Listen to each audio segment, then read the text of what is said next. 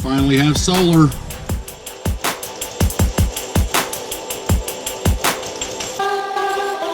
Alright guys, so we got the solar panels and the batteries and everything to start doing the solar. I'm going to show you guys what I got, and then I'm going to try to explain why I got what I got. We'll start with the batteries.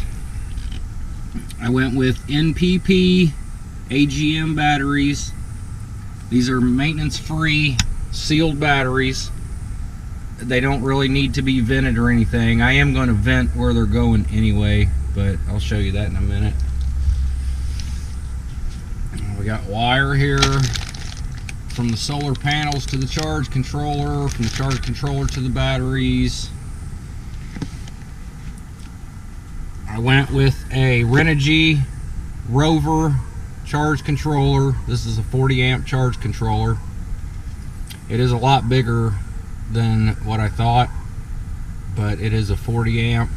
But the place that I had picked out for it to go, it won't fit. A 30 amp would have fit, but I didn't want to do a 30 amp because there's no room for expansion with a 30 amp. But I planned on putting the charge controller up here and feeding all the wire through the fridge vent, but it's impossible. It comes down way down here. So I'll figure that out. Let's go check out the panels. I want to kick this air on first because it is 83 degrees in here. Holy crap.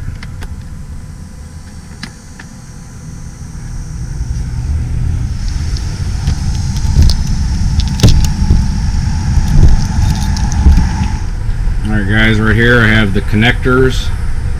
I have 4-way connectors. 4 Renogy 100 watt panels.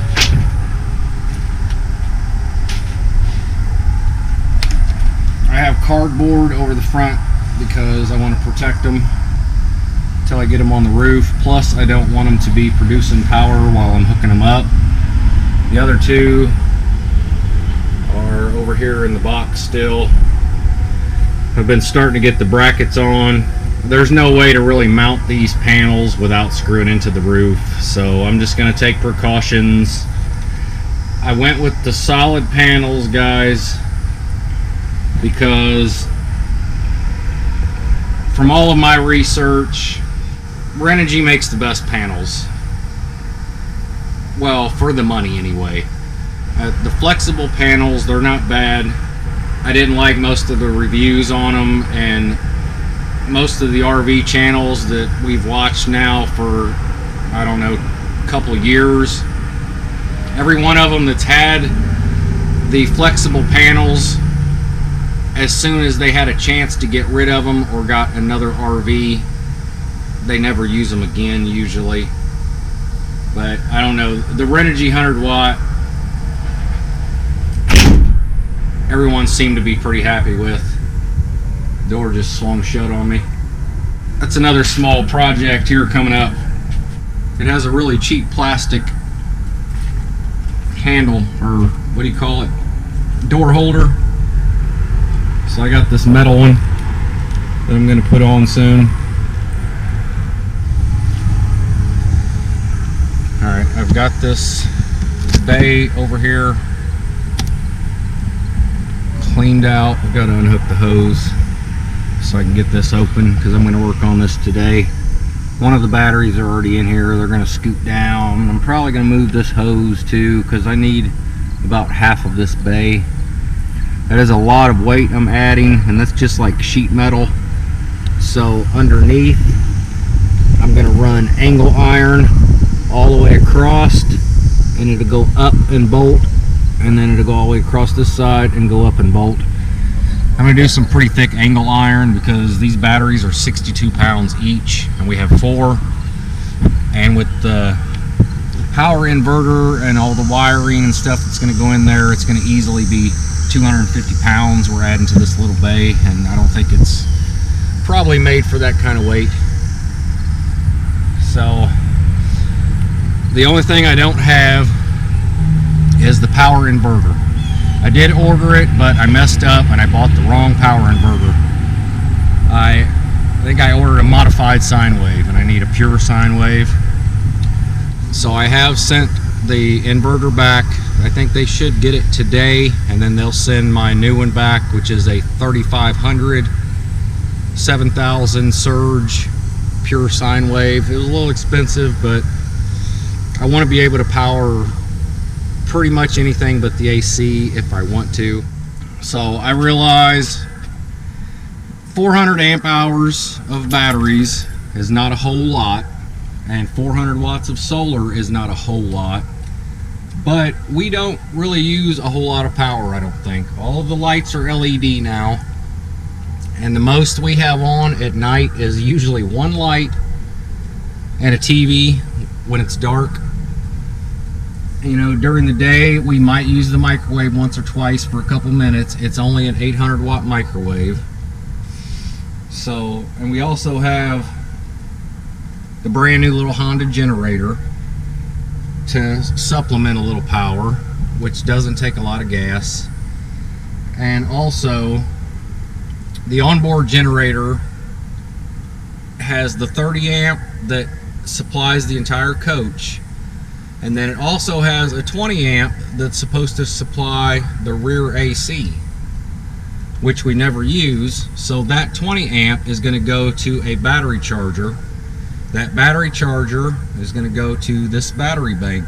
So if it starts to get low, I can shut the inverter off, which will have a remote switch up here by the charge controller where I mount it. So I can shut the inverter off, start the generator, the onboard, and charge the batteries right up. Okay, and also our solar system is going to be a separate system from the coach. Okay, we still have 2 coach batteries under the hood. All of that is going to stay separate from our solar system. Our solar system is going to be a standalone system, as if it was sitting out in the grass. Okay, I'm going to run from the panels to the charge controller with the appropriate fuse. That took some research too, guys, figuring out what gauge wire and what amperage of fuses and circuit breakers and stuff to put in the system.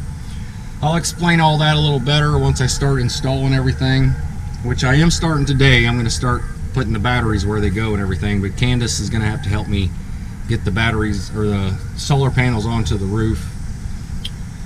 But anyway, guys, it will go from the panels to the charge controller, and then we'll have this solar battery bank in that bay. So the charge controller will go to that battery bank, and then from that battery bank to our power inverter, and then the coach will plug into that.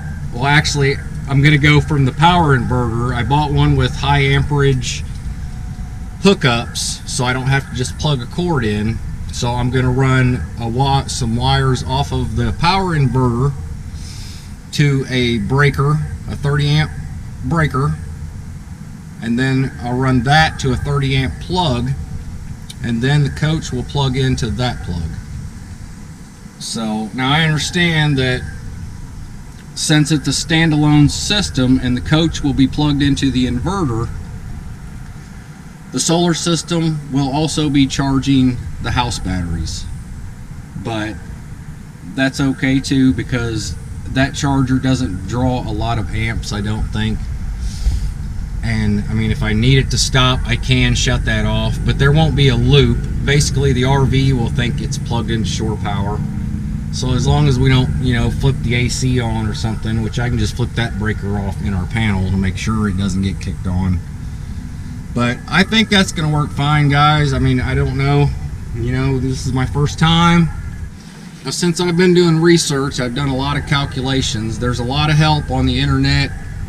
There is calculators where you can figure up everything from the size of all your wires to connect your batteries and your batteries to your inverter and all that stuff. There's calculators where you can put in what your wattage of panels are, and your, you know, how many amp hours your batteries are, and how many volts and all that stuff. There is also calculators where you can figure out your amp hour usage in a day. You know, you can punch in like how many hours a day you use your TV, how many hours a day you use, you know, lights, things like that, and it'll kind of give you an idea.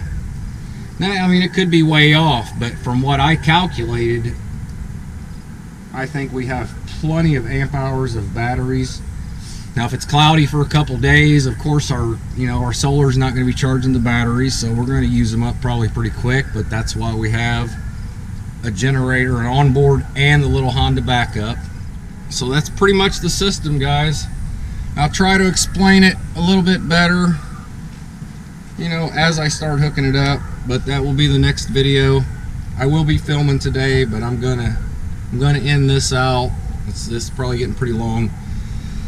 And the next video, I will start showing you the install and how I'm doing it. I don't know if I'll fit it all in one video. We'll see. But hopefully somebody gets some kind of use out of this video. And hopefully I do everything right and it works perfect. But we'll see. Don't forget to subscribe. The journey is starting soon, guys. Thanks for watching, and we'll see you next time.